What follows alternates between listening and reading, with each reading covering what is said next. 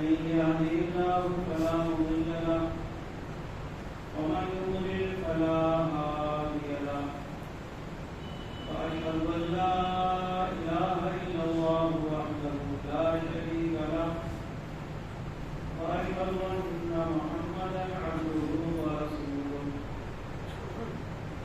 يا أيها الذين آمنوا اتقوا الله حق تقاته ولا تموتن إلا وأنتم مسلمون يا أيها الناس اتقوا ربكم الذي خلقكم من نفس واحدة وخلق منها زوجها وبث منهما رجالا كثيرا ونساء واتقوا الله الذي تساءلون به والأرحام إن الله كان عليكم رقيبا يا أيها الذين آمنوا اتقوا الله وقولوا قولا سديدا يصلح لكم أعمالكم ويغفر لكم ذنوبكم ومن يطع الله ورسوله فقد فاز فوزا عظيما أما بعد فإن خير الحديث كتاب الله وخير الهدي هدي محمد صلى الله عليه وسلم وشر الأمور محدثاتها وكل محدثة بدعة وكل بدعة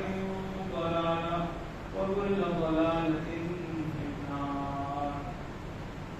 أعوذ بالله السميع العليم من الشيطان الرجيم. بسم الله الرحمن الرحيم. ولا تكونوا كالتي نقضت غزلها من بعد قوة أنكاثا رب اشرح لي صدري ويسر لي أمري واحلل عقدة من لساني يفقهوا قولي.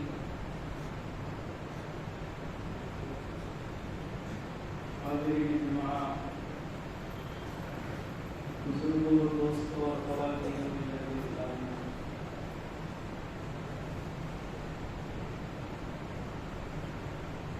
رمضان کا بابرکت مہینہ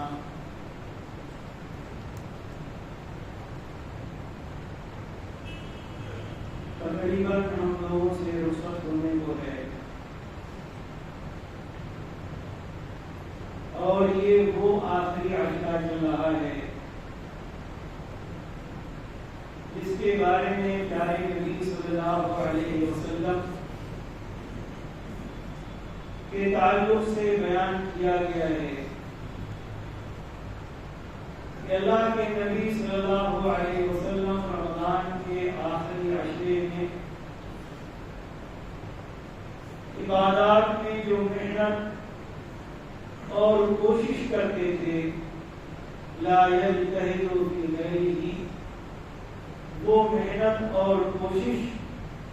دوسرے ایام میں اتنی زیادہ نہیں ہوتی، کیونکہ یہی وہ آخری عشرہ ہے جس میں اللہ رب العالمین نے ایک ایسی رات رکھی ہے جو امت محمدیہ کے افراد کے لیے بڑی خوشخبری کی بات ہے کہ اللہ رب العالمین نے اس ایک رات کا ثواب 1000 مہینے سے زیادہ بتلایا۔ لیلۃ القدر خیر من 1000 شہر، کہ لیلۃ القدر کی عبادت 1000 مہینے کی عبادت سے بہتر ہے، اور یہ 1000 مہینے اگر ہم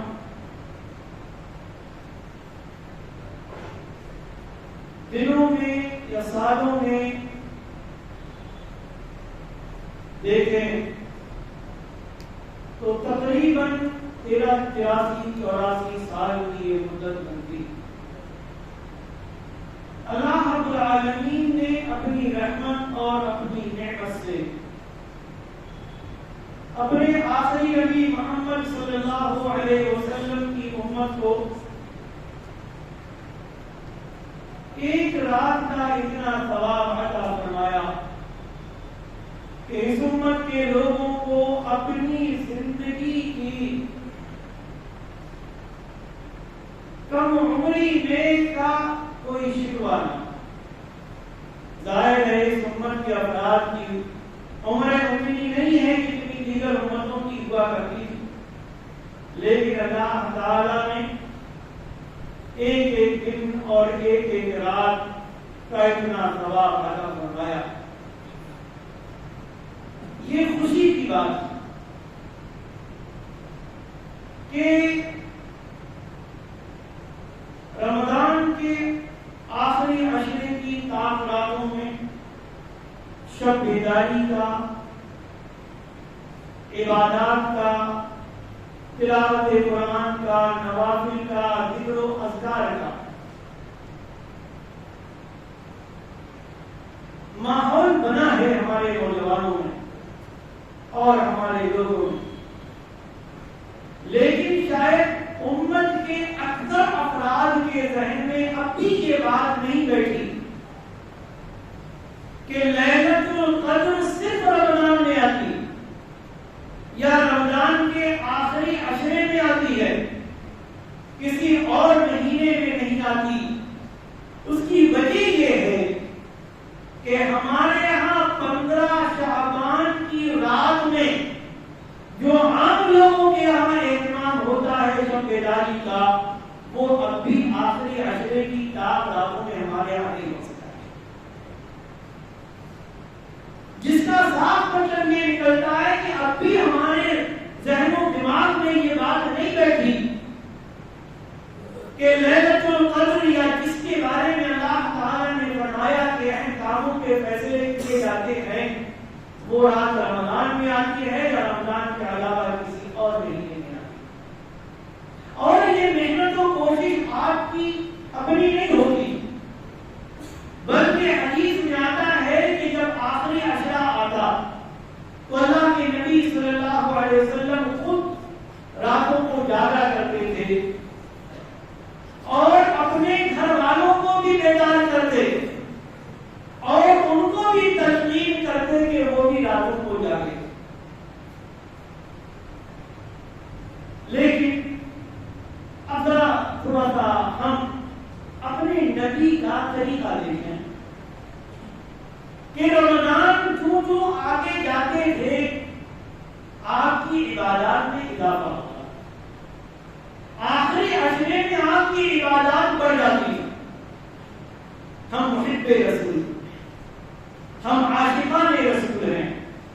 ہم جتنی نبی سے محبت کرتے ہیں شاید سلف پتہ نہیں اتنی کرتے تھے کہ نہیں کرتے تھے. ہماری محبت کا عالم یہ ہے کہ کیوں رمضان گزرتا چلا جاتا ہے ہم عبادات میں کمزور پڑتے چلے جاتے ہیں، ہماری مسجدیں خالی ہوتی چلی جاتی. 25 رمضان ہو گئے، آج 26ویں رات ہوگی انشاءاللہ. پہلے دن کی رات اور آج کی رات میں ذرا موازنہ کیجیے گا اپنی مسجدوں کا، اور موازنہ کیجیے گا اپنے یہاں کے مارکیٹ کا، شاپنگ کی جگہوں کا، کہ پہلی رات میں مسجدیں ہماری بھری ہوئی تھی اور بازاروں میں رونق کم تھی، اور جب رسول اکرم صلی اللہ علیہ وسلم اس آخری عشرے میں کہ جس میں نہ خود اپنے آپ جاگ کر عبادات کیا کرتے تھے، اپنے گھر والوں کو ازواج مطہرات کو بھی جگایا کرتے تھے، اس آخری عشرے میں ہماری مسجدیں خالی ہوتی چلی جا رہی ہیں اور بازاروں کی رونق بڑھتی چلی جا رہی ہے. میں آپ کے یہاں کا تو نہیں بتا سکتا.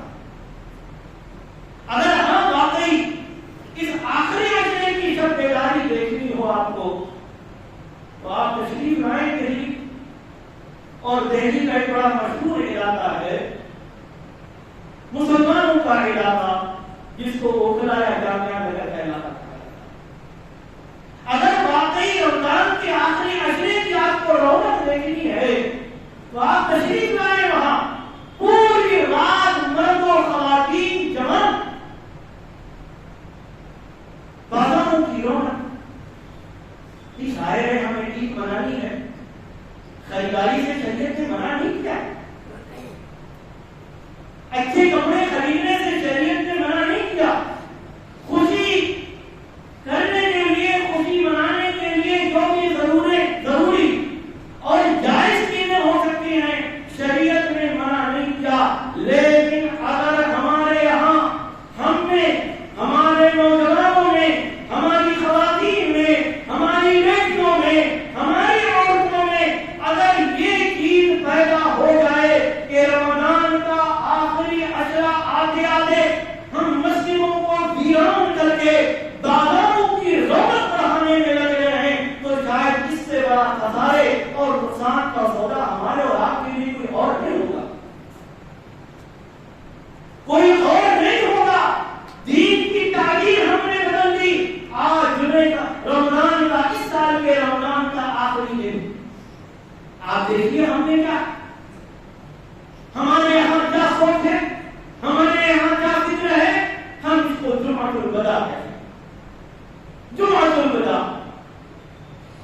کہ جیسے ہم کسی کو رخصت کر رہے،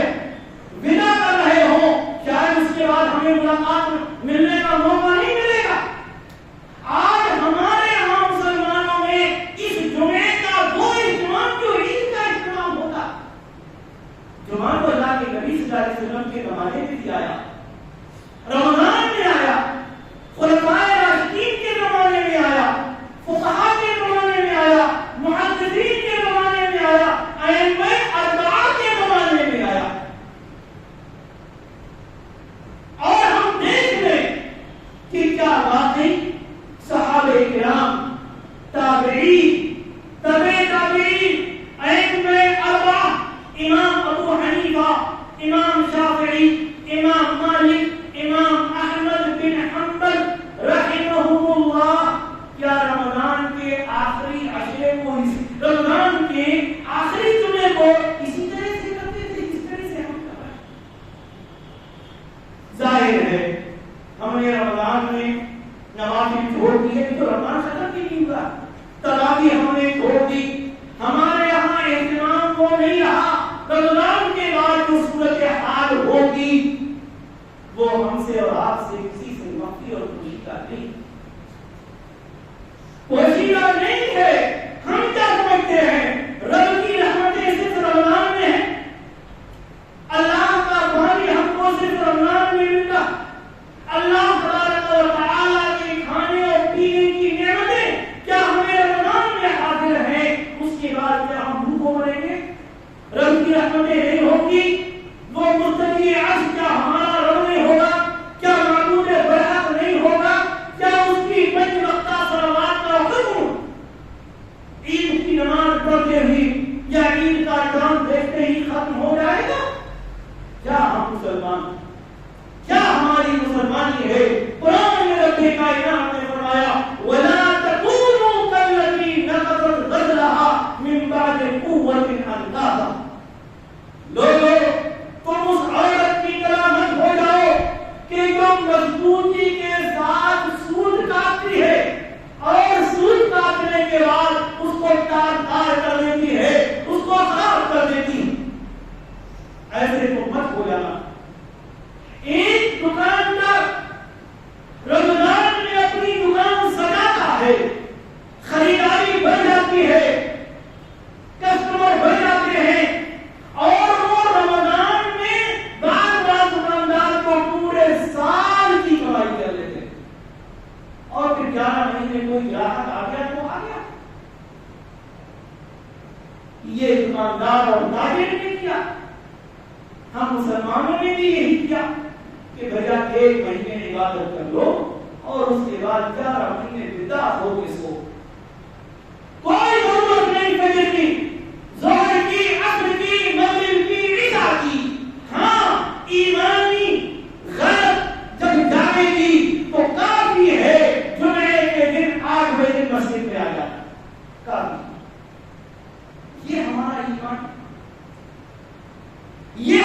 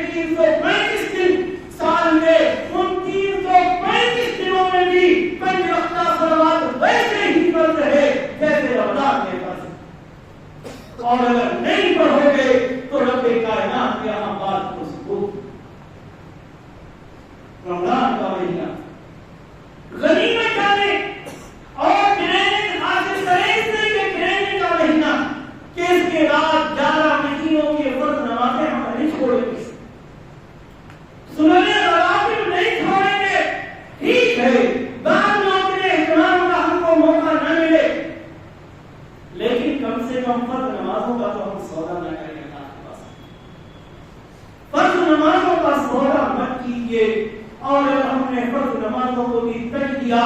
سودا کر دیا، تو یاد رکھے رب کائنات کا تو کوئی نقصان نہیں، نقصان خود ہمارا ہے۔ اللہ کے سامنے ہمیں بات ہم سے ہوگی اور پوچھا جائے گا کہ صرف رمضان کافی تھا یا اس کے بعد کی چیزیں تمہارے لیے ضروری اور واجب تھی۔ رمضان جاتا ہے، رمضان جاتے جاتے بعض چیزیں مشروع، آپ جانتے ہیں، آپ نے سنا ہوگا، موقع نہیں ملا اس رمضان میں، ورنہ زکات کے سلسلے میں بھی بات کی جاتی۔ اللہ رب العالمین نے جو لوگ صاحب نصاب ہوں، مالدار ہوں، ان پر زکات فرض کی، اور عید کے دن صدقہ فطر فرض کیا ہے۔ واجب ہے صدقہ فطر۔ حدیث میں آتا ہے کہ اللہ کے رسول صلی اللہ علیہ وسلم نے صدقہ فطر کو فرض قرار دیا ہر مسلمان کے لیے، چاہے وہ آزاد ہو، غلام ہو، مرد ہو، عورت ہو، چھوٹا ہو، بڑا، سب پر صدقہ فطر ضروری۔ اس کی حکمت ایک حدیث میں بیان کی گئی۔ اللہ کے نبی صلی اللہ علیہ وسلم نے بیان فرمایا کہ طہرۃ للصائم وطعمۃ للمساکین، یہ صدقہ فطر جس کی مقدار حدیث میں ایک ساع بتائی گئی، ایک ساع اربوں میں ساع ناپنے کا آلہ ہوتا، ناپا جاتا تھا، اللہ یا چیزیں ناپی جاتی تھی، وزن جب لوگوں نے کیا اس کا تو ایک احتیاط کے مطابق تقریباً 2.5 کلو کے وزن کا ایک ساع ہوتا ہے۔ تو اللہ کے نبی صلی اللہ علیہ وسلم کی حدیث میں آتا ہے کہ ایک ساع فرض قرار دیا اللہ، جو کشمش، پنیر، کھجور، اور اسی کو سامنے رکھتے ہوئے علماء نے کہا ہے کہ غلہ جب کہا گیا تو غلے کے لیے گیہوں ضروری نہیں، بلکہ جو آدمی جس علاقے میں ہے اور وہاں جو عام طور پر جو چیزیں کھائی جاتی ہیں وہ صدقہ فطر میں لے، چاول بھی ہو سکتے ہیں، آٹا بھی ہو سکتا ہے، جو بھی ہو سکتا ہے، گیہوں بھی ہو سکتا ہے، کوئی اور چیز بھی ہو سکتی ہے۔ تو یہ اس کا فلسفہ بتایا گیا کہ آدمی سے رمضان کی حالت میں جو غلطیاں ہو جاتی ہیں، جو چھوٹے چھوٹے گناہ ہو جاتے ہیں، ان گناہوں کو اللہ تبارک و تعالی اس صدقہ فطر کے ذریعے سے ختم کر دیتا۔ تو ایک فائدہ تو اس کا یہ ہے کہ آدمی کی غلطیاں ختم ہو جاتی ہیں، اس کے گناہ ختم ہو جاتے ہیں جو روزے کی حالت میں ہوئے، اور دوسرا فرمایا تو مطلب مساکین، عید خوشی کا دن، تو اس خوشی کے دن بھی جو بیچارے غریب ہیں، جو محتاج ہیں، جن کے پاس کھانے پینے کا نہیں ہے، ان کے بھی چولہے جلنے کا سامان ہو جائے، ان کے بچے بھی خوشی میں شریک ہو سکے، یہ بتایا گیا۔ اور صحابہ کرام کا جو طریقہ ملتا ہے وہ یہ کہ بہت پہلے تو صدقہ فطر نہیں نکالا جا سکتا، البتہ عید سے 1-2 دن پہلے نکالنا درست ہے، جائز، 1-2 دن پہلے عید الفطر سے پہلے نکالا جا سکتا۔ حدیث میں آتا ہے کہ صلاۃ عید یعنی عید کی نماز سے پہلے پہلے اس کو نکالنا ضروری ہے، غریبوں تک پہنچانا ضروری ہے، مستحقین تک پہنچانا ضروری ہے۔ اگر کوئی آدمی اس سے پہلے نہیں نکال سکا، عید الفطر سے پہلے وہ تقسیم نہیں کر سکا، غریبوں تک نہیں پہنچا سکا، اور اگر وہ عید کی نماز کے بعد تقسیم کرتا ہے تو یہ صدقہ فطر نہیں ہوگا بلکہ عام صدقہ ہوگا، عام صدقہ ہوگا۔ یہاں پر دیکھیے ایک چیز اور، صدقہ فطر ہو یا زکات اور صدقات، ہم مسلمانوں میں ایک بڑی کمی یہ ہو گئی ہے اب کہ وہ لوگ بھی مانگنے اور ہاتھ پھیلانے کی کوشش کرتے ہیں کہ جو ہاتھ پھیلانے اور مانگنے کے لائق ہیں، ایسے لوگوں کو قطع نہ کیا جائے، ان کو آپ سمجھائیں، ان کو بتائیں کہ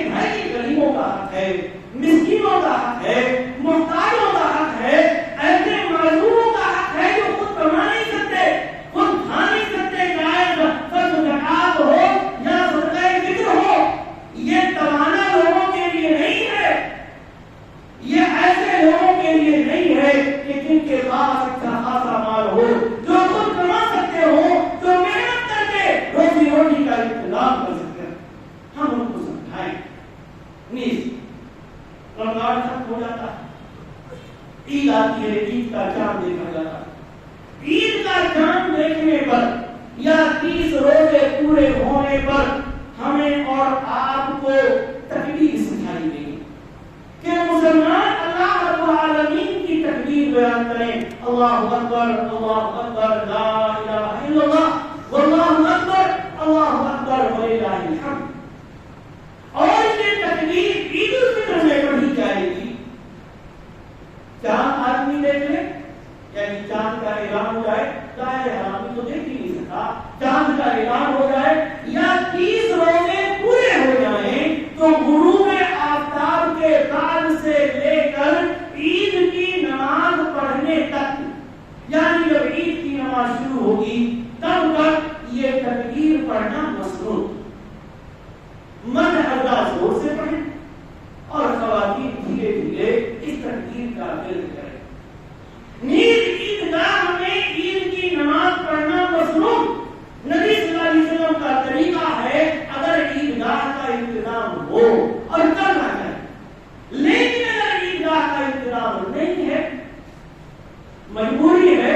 تو ایسی جگہ عید کی نماز پڑھی جا سکتی ہے جہاں سب لوگ جمع ہو جائیں۔ اور میں نے سب لوگ کہا، سب لوگوں سے مراد صرف مرد نہیں، ہمارے معاشرہ، ہمارا معاشرہ، ہماری سوسائٹی، یہ مسلم معاشرہ صرف مردوں سے نہیں بنتا، اس معاشرے کا حصہ مرد بھی ہے، اس معاشرے کا حصہ خواتین اور عورتیں بھی ہیں، اور اس معاشرے کا حصہ ہمارے بچے بھی۔ اس لیے عید کی خوشی میں ہم اپنے بچوں اور خواتین کو عید کی خوشی سے محروم نہ کریں، اور یہ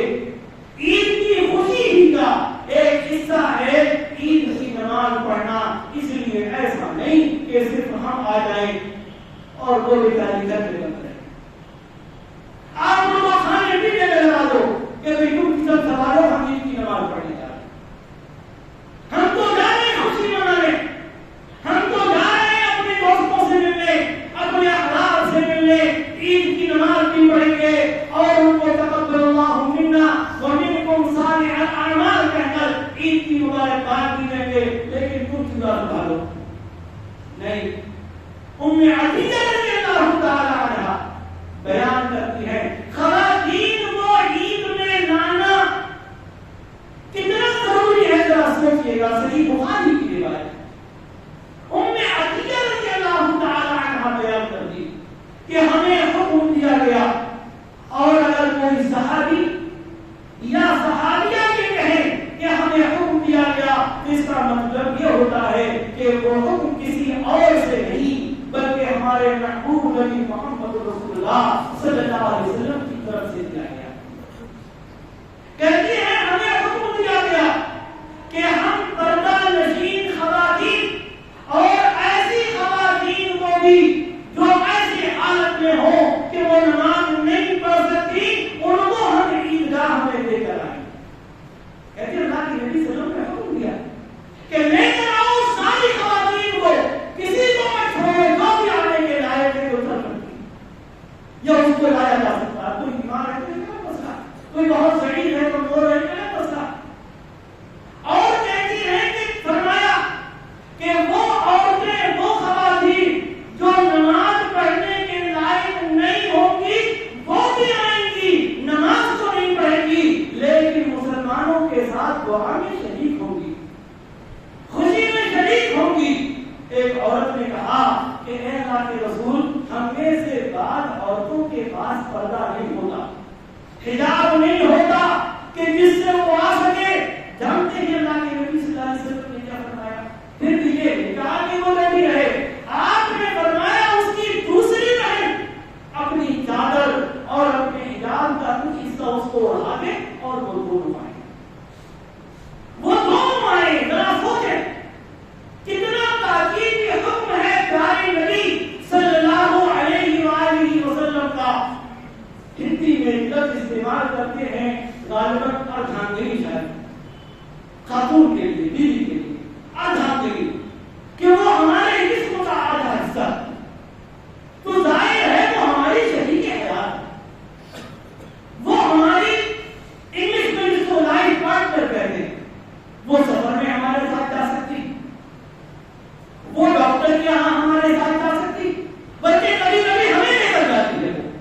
فروخت کر دیا.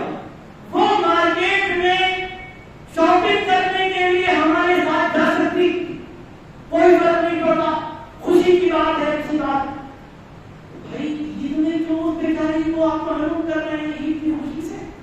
ذرا سوچا کریں. جب ہمیں اپنے بچے کا ایڈمیشن کرانا ہوگا, اسکول والے کہتے ہیں پیرنٹس آئیں گے, دونوں ہم اپنی بیوی کو لے کر جاتے ہیں, بیٹے یا بیٹی کا, منہ یا منی کا ایڈمیشن کرا رہا ہے, چلو بھائی دونوں چلیں گے, کیونکہ اسکول والوں نے دونوں کو بلایا. پیارے نبی صلی اللہ علیہ وسلم نے بھی دونوں کو آنے کا حکم دیا ہے. لوگوں جب آؤ عید کی صلاۃ پڑھنے کے لیے, عیدگاہ میں حاضر ہونے کے لیے, اس خوشی میں شریک ہونے کے لیے, تو اپنی شریک حق کو, اپنی لائف پارٹنر کو, اپنی ادھامری کو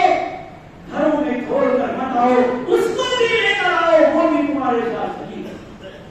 تو عید کی خوشی اس طریقے سے ہم منائیں جس طریقے سے منانے کا ہمارے نبی صلی اللہ علیہ وسلم نے حکم کریں. واحدات چیزیں نہیں, ناچ نہیں, گانے نہیں, شرابیں نہیں, جوئے نہیں, یہ ساری چیزیں نہیں ہے. مسلمانوں کی خوشی کے ایام میں یا ویکینڈ کے موقع پر آنا ہے, تکبیرات کہنے آنا ہے, ایک راستے سے آنا ہے, دوسرے راستے سے جانا ہے, اور اپنے سب گھر والوں کو اس خوشی میں شریک ہونے کے لیے آنا. یہ ہے طریقہ. اللہ تبارک و تعالی ہمیں نیک عمل کی توفیق عطا فرمائے, کتاب و سنت پر عمل کی توفیق عطا فرمائے, رمضان سے بھرپور فائدہ اٹھانے کی توفیق عطا فرمائے. رب کائنات رمضان کے بعد ہمیں 5 وقتہ صلوات پڑھنے کی توفیق عطا فرمائے. ہمارے نوجوانوں کو 5 وقتہ صلوات پڑھنے کی توفیق عطا فرمائے. ہماری نوجوان خواتین اور بیٹیوں کو 5 وقتہ صلوات کی توفیق عطا فرمائے. رب کائنات ہمیں بددینی سے بچائے, بے دینی سے بچائے. اللہ تبارک و تعالی ہماری نیکیوں کا دنیا اور آخرت دونوں میں زیادہ سے زیادہ اجر عطا فرمائے. آمین. بارک اللہ لنا ولکم فی القرآن العظیم ونفعني وإياكم بالآيات والذکر الحکیم. إنه تعالى